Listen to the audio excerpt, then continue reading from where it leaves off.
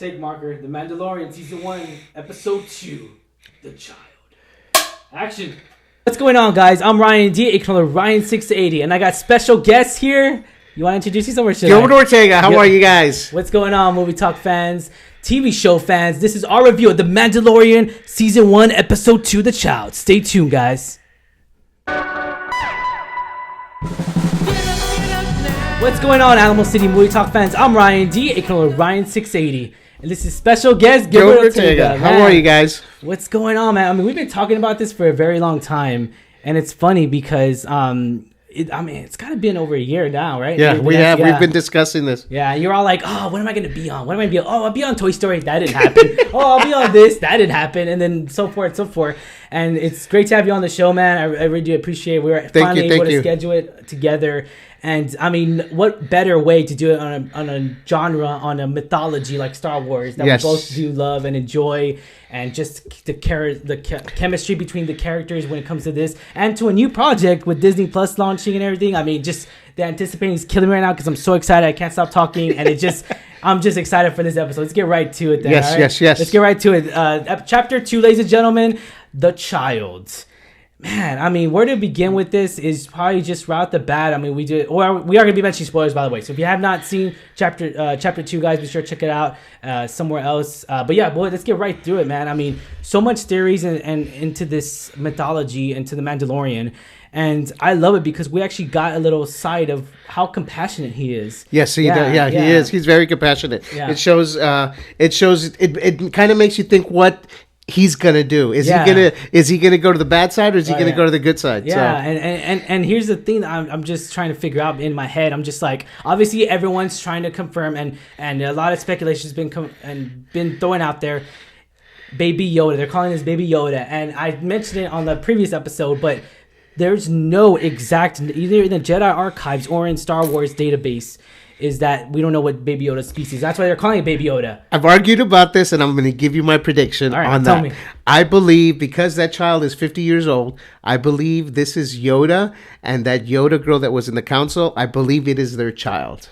Okay. That's my prediction. Okay. I may be wrong, but I got totally wrong. Because hey, well I mean, you'll own it. Put it on record. I put it on record right now.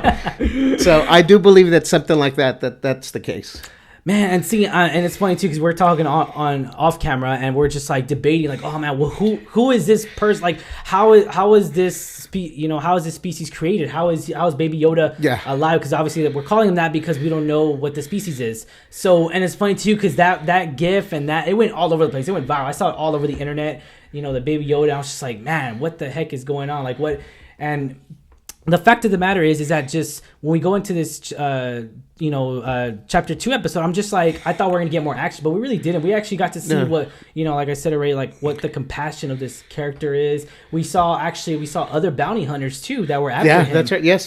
So that was another interesting nod, and how he's able to defend himself. The only reason that I predict that, it's only when that Baby Yoda decides to pick up his claw hand, and he starts already giving that power. That automatically gave that away for me and stuff. But I was just waiting when it was going to happen, and eventually it happened. And the funny thing is that, like, even so after right after that, he was literally like, the Baby Yoda was getting out of his little thing. It was cute because I was all like, what the heck? He keeps getting out, and I don't think he noticed it, and he didn't notice it. He just kept getting out, and he was trying to use the Force.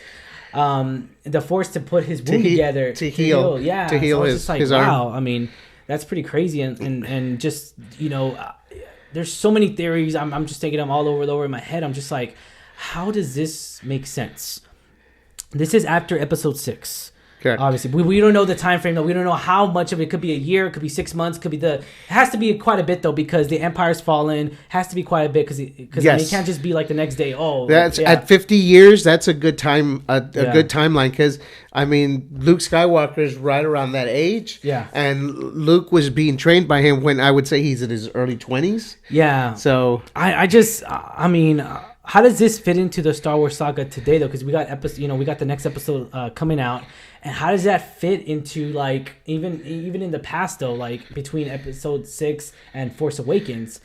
Obviously, we know this from the spoilers from this review and everything, and from this after watching this episode, he's a Force wielder. Now, how much of a Force wielder is he? What is the impact? This is in the Outer Rim area, so obviously does this take effect into the Skywalkers or anything like that? But how does Yoda not know, or they don't mention it whatsoever? Well, remember they even hid Luke and Leia from Anakin. So hey, does Yoda know? Or maybe Yoda does know, and maybe the Yoda that was in the council and stuff, they hooked up. They had this child. All right, and they hid it away. Hey, he was being guarded by all these people too. So, but that's another thing too. Like, who were those people? No, like, I don't know. They haven't said anything. They just look like hired help. Like, yes. Yeah. So, and it's funny too because even what I did love about this is that the Mandalorian didn't even know what it was. No, which is astonishing me because I'm just like, how do you not know your heritage, your history? That's your history. I'm sure he knew what it was, but I just don't think he knows where it came from. Well, see, but it's just like, does he not know that that's a Jedi? Or he's a Force wielder, so that's what I'm saying. It's just like, because we go back to the Old Republic days where the Mandalorians fought the Jedi and the Sith alone. Like, it just, that's his heritage, that's his blood, that's in his blood. And it's funny, too, because he even mentions it in the episode. He's all like, I'm Mandalorian, my weapon is my religion. Like, this is it. Like, it just, I love that because I truly believe that this character is a Mandalorian. I love that. The makeup, the costume design is really phenomenal in this episode. And we go more into detail of that.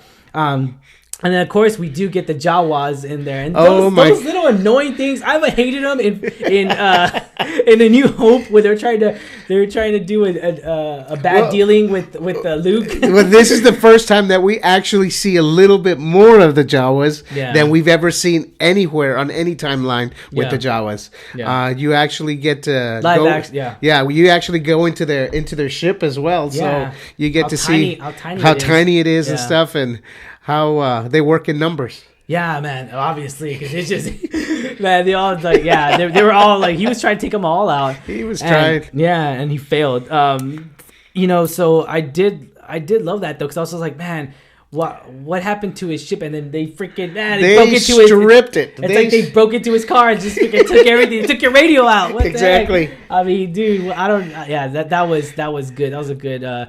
Little adventure, because to be honest though, and I never felt this way in a Star Wars series besides Clone Wars, of course, but as far as live action goes, dude, this is an adventure. I love this. It is. And it leaves you wanting more and more and more. Going back to the first episode, one thing that I was talking to you about was the actual realistic look of all of the creatures. That is, they've gone above and beyond on that. And even the same thing, even the one that keeps I keep forgetting what his creature is, but the one that keeps saying he's all like, I have spoken. I was like, dude, man. I was like, dude. I don't know if we talked about this, but that blue bounty that the Mandalorian caught last week, that was actually what Han Solo was supposed to look like. And the reason I know that is because on the new Disney Plus episode of George Lucas's trilogy, he actually shows renditions of what Han Solo should have looked like. And that's the exact blue character that he caught him. But that was really cool. So that's a pretty good nod. So homage to that. Jon Favreau really has taken this to a whole new level and everything. I mean, he took a huge part in this. When I knew that Jon Favreau was going to be in this, I was like, dude, I'm on board. Because he knows how to make good stories. Chef, we could go back and forth. He made the first Iron Man. This guy knows how to make films. And to see that he's actually going into this Star Wars thing, and to see that's an original story and everything. But here's the thing, though, like, how is it gonna connect? Is it gonna, like, just so many theories and everything going into this? Yeah. And but it just feels like another adventure, and I love it because I haven't felt like this in a long time since Clone Wars. Yeah, it's good. It's good, and like I said, for me, like this episode felt too short. I wanted more. So you wanted more. That's what I wanted more. I wanted more. But I'm super excited for next week to get the next episode. And here's the thing with us and everything. I know people were upset about this. They're all like, what? Only one episode per week? I was like, that's good. I feel like that's a good, because we gotta remember, we waited 1 week for Game of Thrones. Every week we waited Game of Thrones. Righteous Gemstones, we're watching that show. Yes. HBO, but right to. It just, I love that because it leaves us wanting more, and it's just like, It also gives the YouTubers like ourselves. It gives us time to review it and boom and then post. I just hope there isn't a very long break in between seasons if that happens. But they're already filming season 2 as we speak because Jon Favreau posted yesterday. Yes. About the helmet on the set of Mandalorian season 2. So I was happy for that because I was all like, okay, you need to follow it up like in the moment, it's how busy and how trending it gets. You need to do it stay on it. A few months. Yes, you got to release at least one episode because you got to get people still going and everything.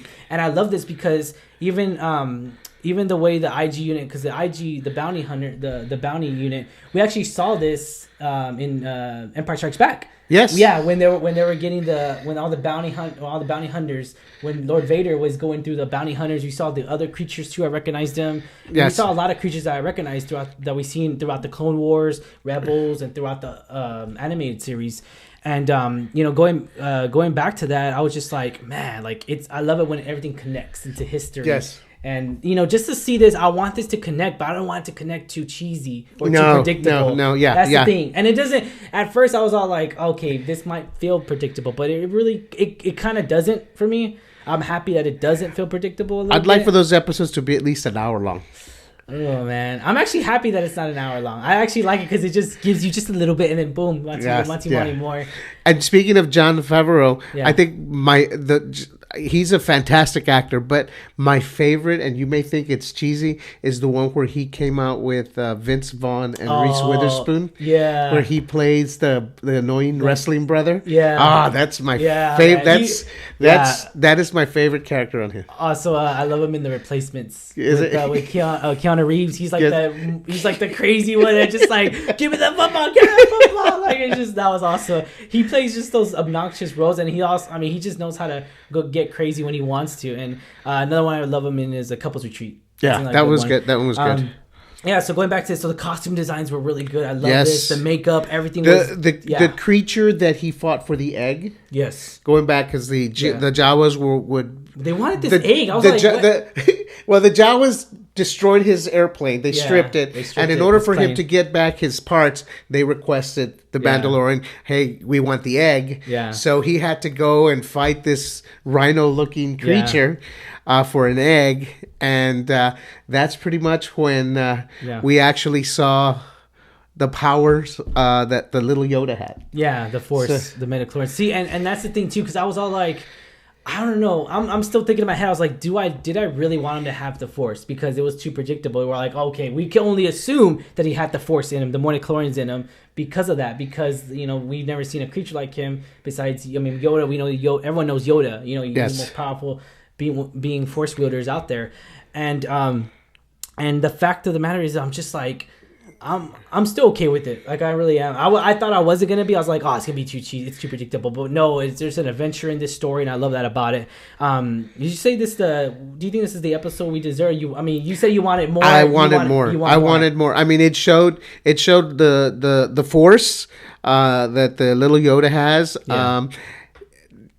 The egg was too quickly devoured. Once they they went crazy. They went crazy over that. Man.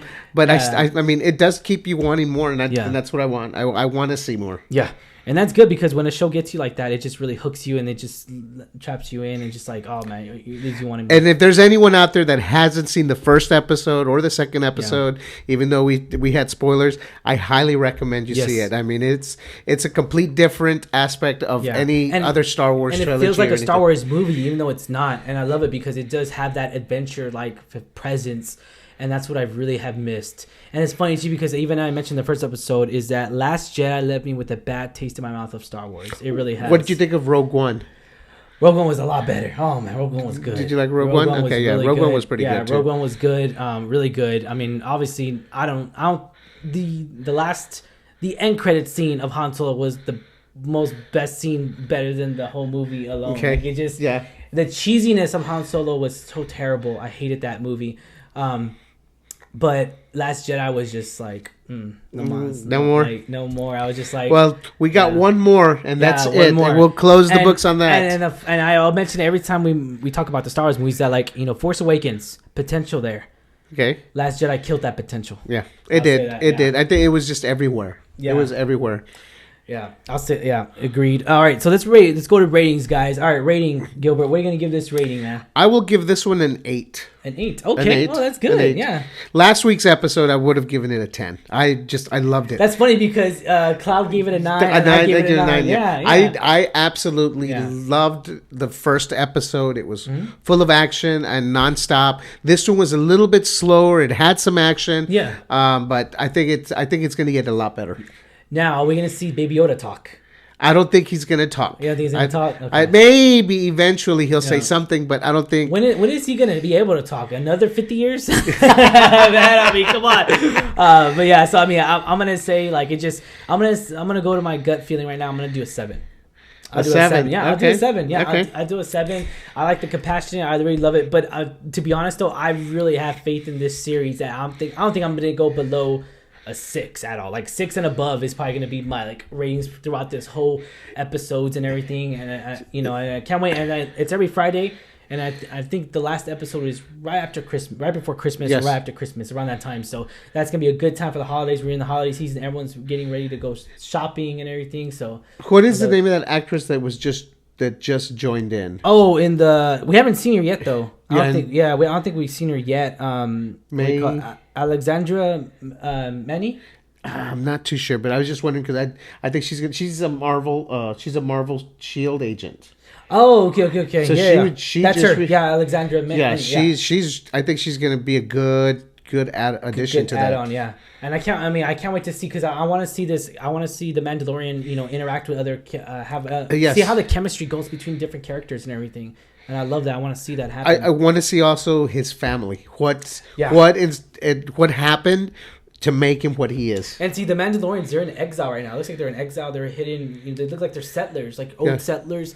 And that's the thing. I'm just like, why are they there? Why are they... Well, what's going on? Are we going to see Mandalore? I'm still waiting to see Mandalore. Like, if I see Mandalore, that episode's going to be a 10 no matter what. Like, well, I like what one of the guys in the first episode said. They called him Mondo.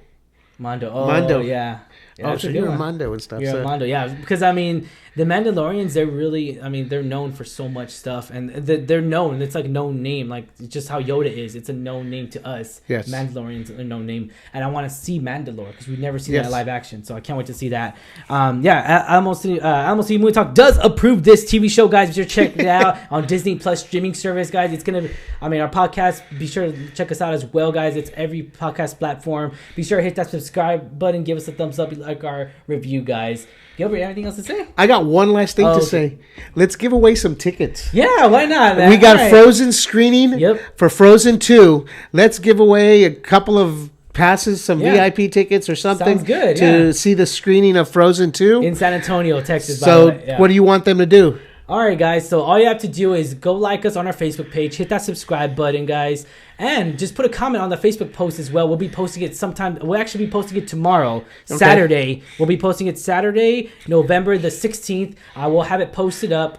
And we'll get a contest going. And we're actually going to have it run all the way up to Monday. So let's give away several passes. Why not? Yeah, why not? Hey, what the heck? There you go. Okay, Gilbert. All right, Gilbert's in charge now, guys. All right, let's get right to it. All right, guys. As always, I'm your host, Ryan D. aka Ryan 680. Peace out, guys, from Gilbert. Thank you. Have a good one, guys.